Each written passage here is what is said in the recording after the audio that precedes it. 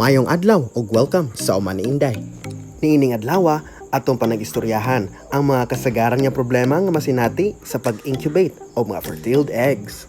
Pero bago po ang lahat, kung bago pa lang kayo sa aming channel, click on subscribe and the notification bell para updated kayo sa aming mga videos. Kung nagplano ka nga mahimong breeder, siguro nagplano na po ka nga magpalit og incubator. Niini nga video, akong ipagkikambit kaninyo ang among experience sa pag-incubate og mga itlog. Mao nga pakikubani ko hangtod sa katapusan ni ani nga video. Ang modern incubator gipasikat kini sa kuryente. Kung walay kuryente, sulod sa tulo ngadto sa 4 ka oras. Adunay 50-50 chance nga mabuhi o mapusa ang imong gi-incubate nga mga fertiled eggs. Kung naa ka may budget, ang mamahimo ni ani nga solusyon, mas maayo nga mag-set up og solar power system. Ug mamahimo pod nga magpalit og deep cycle batteries. Dinhi sa Uma ni Inday, nagplano na kami nga mag-set up og solar. Pero sa karon, plano lang usa. Sa kasamtangan, ang among backup power kay ang among generator. Importante gyud kaayo ang backup power, ilabi na kung nagpuyo ka sa mga lugar nga suki sa blackout. Sama namo diri sa Southern Leyte. Sa among energy sector diri sa Southern Leyte, baka naman. Kung pananglitan makadesisyon na kamo nga magpalit o magpahimo og incubator, importante kayo nga mag-research una kamo. Mas maayo nga aduna kamoy technical knowledge aron dili ta magtagna-tagna kung unsay atong angay buhaton. Angay usab nga ikonsiderar nga pamilyar ka sa operation ni ani nga mga incubator.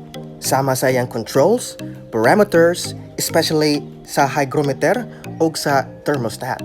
Ayaw pagdali. Mamahimo pod nga mobisita ka sa YouTube aron makita ka og mga videos nga makahatag pa nimo og dugang impormasyon. Sa ika-21 nga adlaw, ang mga itlog magsugod na kini og pamusa. Apan usahay, ang mga piso maglisod og gawas sa ilang itlog. Adunay posibilidad nga maluya, malumos ug mamatay. Kung dili pa kani kagawas within 1 to 2 hours, amo ana kining tabangan. Kinahanglan katunga lamang sa piso ang imong ipagawas tungod kay ang lubot nga part niini humok pa kayo ug mamahimong mamatay ang piso kung imong pangtangon dayon. Sama niana, ipabilin ang dapit sa lubot.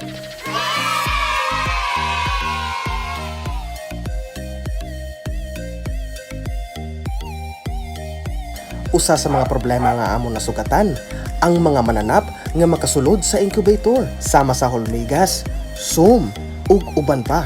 Mamahimo kining mopatay sa mga piso nga bag-o pa lang nakagawas o sa mga piso nga igo pa lang nakabuslot sa ilahang itlog. Ang among solusyon ni ini, tubig nga may sagol suka, palihog, ayaw butangi og sabon. Organic lang, walang halong kimikal. Parang mafia. Real talk lang to, my man. Mga kaoma, hinumdumi nga dili ko expert. Ayo lang mo og tuo nako. Mas maayo gihapon nga mag-research mo og inyo ha. Matod pa ni Dr. Erwin Cruz, an educated farmer is a successful farmer. Hinaot unta nga naamoy nagkatunan niini nga video. Kung anaa ka mo mga pangutana, comment lang below. Ayaw kalimot pag-like, subscribe ug share aron pod makahibaw ang uban. Hangtod sa sunod nga higayon. Hasta la vista, mga kauma.